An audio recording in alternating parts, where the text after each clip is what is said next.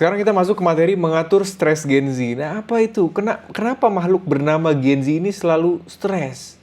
Bagaimana cara kita mengatur stresnya? Nah, ini jadi topik yang salah satu yang terpenting ya. Salah satu yang terpenting dan paling menarik. Generasi si paling mental health ya. Katanya Gen Z ini generasi yang dikit-dikit, waduh mental health gue kena nih. Gue merasa depresi nih, apa nih? Gimana kita menjaga dari mental health mereka? Apa yang sebenarnya mereka mau sih? Dan apakah menguntungkan ya buat kita-kita ini menjaga mental health mereka? Nah, sebuah concern yang belum pernah ada di generasi sebelumnya, yaitu mental health dan well-being. 51% menurut survei Gen Z, concern terbesar Gen Z ini adalah mental health ya. Jadi nomor 2 setelah socio-economic inequality. Jadi ini belum pernah ada nih di generasi sebelumnya. Generasi milenial nggak begitu musingin mental health. Nah, apa sih itu kondisi mental health yang buruk? Bagaimana di perusahaan, di scene kantor ini kita bisa menyikapinya? Ya, kita bisa lihat di sini sebagai stressful situation. Apa itu stressful situation? Stressful situation adalah kondisi di mana demands ini tinggi tapi resource-nya sedikit. Contoh, tugasnya adalah bangun pesawat. Wes, gila Gen Z disuruh bikin bangun pesawat. Resource ada nggak? Ada semua tapi, oh ya bisa. Resource waktunya ada nggak? Ada semua. Ya mungkin bisa. Jadi bukan sesuatu yang stressful. Karena semua resource disediakan. Tapi kalau bayangin disuruh Gen Z suruh bangun candi gitu kan. Resource-nya ada nggak? Nggak ada. Waktunya berapa lama? 3 hari, ya nggak bisa, udah pasti nggak bisa. Itu akan menjadi stressful environment. Jadi stres di dunia kerja itu pada dasarnya adalah demands yang tidak berbanding lurus dengan resource. Di sini kita bisa lihat grafiknya ya.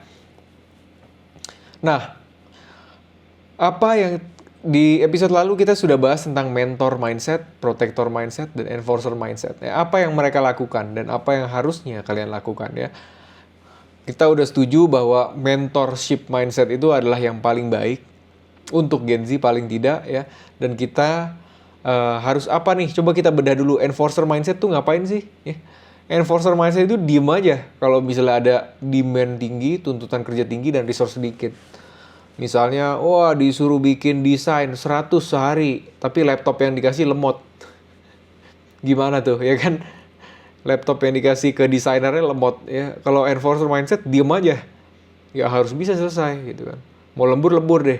Tapi kalau protector mindset, apa yang dilakukan? Diturunin ya udah, nggak usah banyak-banyak. Sehari 3 cukup.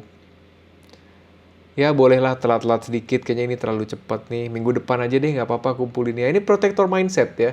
Jadi menurunkan demand-nya, menurunkan tuntutan kerjanya. Apa yang dilakukan mentor mindset? Mentor mindset menambahkan resource-nya. Jadi tuntutan kerja udah tinggi, oke, tuntutan kerja kita tinggi nggak masalah. Resource-nya kita tambah. Apa yang bisa kita support? Gitu. Peralatan apa? Atau mungkin apa yang bisa kita diskusi? Apa mungkin kita bisa tambah orang buat masuk ke timmu supaya bisa cepat lagi? Resource apa yang bisa kita berikan? Gitu.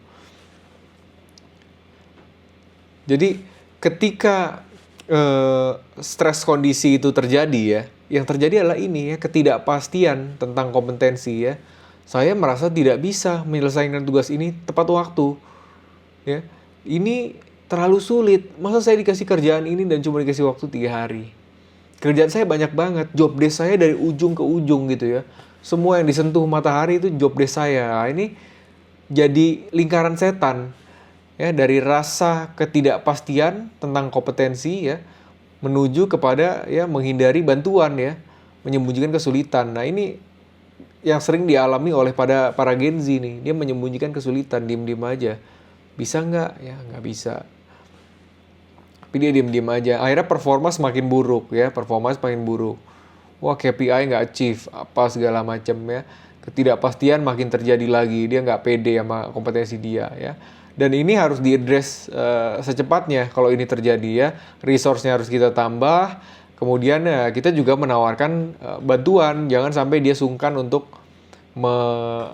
menunjukkan bahwa dia kesulitan. Biasanya kalau Gen Z menyembunyikan kesulitan itu karena leadersnya adalah bukan yang mentor mindset. leadersnya adalah enforcer mindset atau protector mindset. Biasanya enforcer ya. Jadi si Gen Z ini, anak buah kita ini menyembunyikan kesulitan.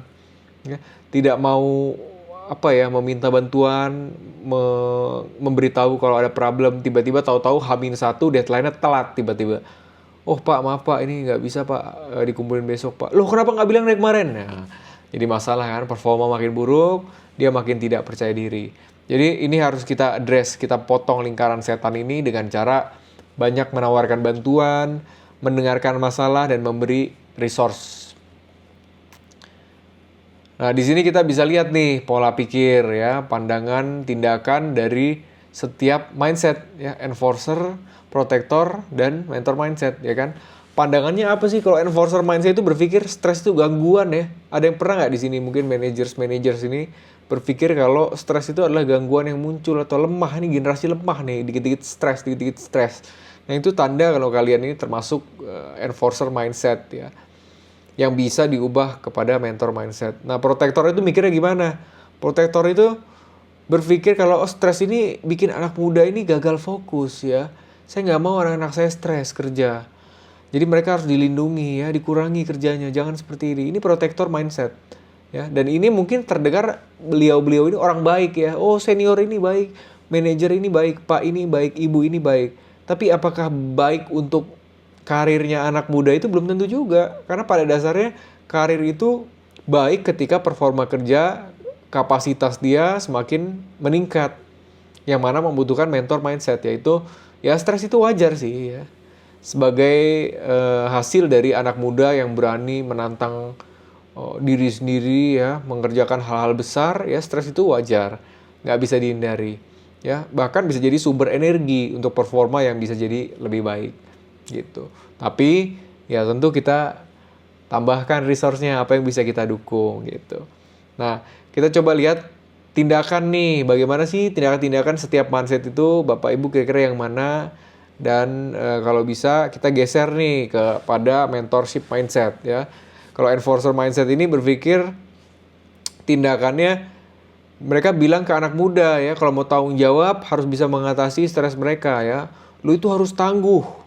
Ya, stres itu harus dihadapi. Lu itu harus tangguh, bro. Kalau kerja di sini emang kayak gini. Ya, susah. Ya, gitu. Kayak mindset itu hajar aja ya. Sementara nggak bisa gitu. Ketika kita di bawah stres itu, performa kerja kita juga nggak jadi optimal ya. Nah, gimana kalau protector mindset nih yang terlalu sering terlalu sering, bukan mengayomi, apa istilahnya ya, terlalu sering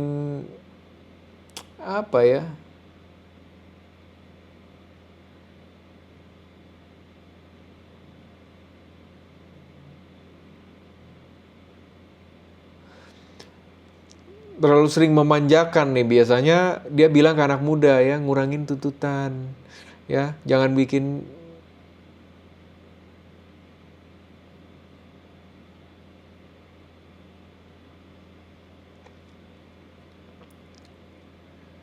biasanya kalau protector mindset nih yang suka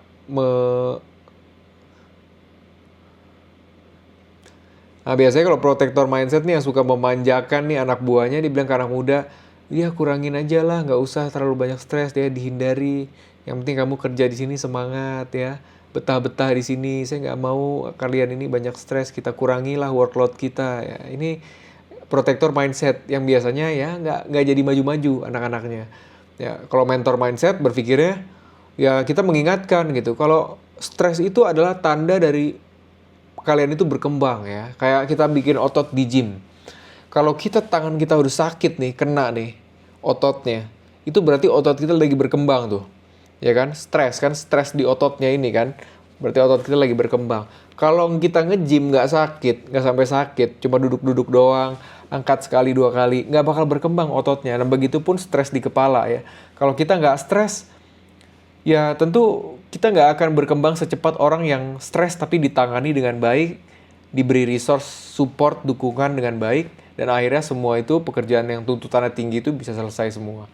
Gitu. Ini yang terjadi juga saya lihat di perusahaan-perusahaan teknologi besar ya, kayak Netflix, Google.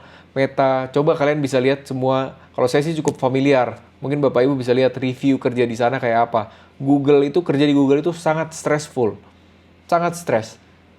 Tapi orang-orangnya jadi berkembang semua. Lulusan Google itu, wah itu dihargai sekali itu kalau kita ex Google gitu ya. Lulusan dari Google, dari Apple, dari Meta ya, itu luar biasa. Jadi kita mau menjadi mentor di sini ya. Kita ingatkan kalau stres itu adalah sesuatu yang baik. Tapi kita dorong, ayo. Saya tahu ya, kembali lagi ke standar tadi, high standard, high support. Saya tahu kamu bisa mencapai standar ini, kamu bisa menyelesaikan proyek ini, tapi apa yang bisa saya bantu? Kamu butuh resource apa lagi? Gitu. Jadi jangan lupa kita menjadi mentor. Nah, oke. Berikut materi memimpin Gen Z. Saya yakin Bapak Ibu akan menjadi pemimpin Gen Z yang sangat-sangat kompeten. Dan kepedulian adalah kunci di sini. Jadi peduli adalah kunci. Ya, jadi semua di ruangan ini ya, Bapak Ibu di rumah, semua adalah manajer yang hebat, yang benar-benar peduli ya, karena ikut course ini sampai habis, dan nonton ini sampai habis itu udah bukti kepedulian. Bapak Ibu mau meluangkan waktu untuk mempelajari, memahami bagaimana cara memimpin Gen Z dengan baik. Oke, terima kasih dan sukses selalu.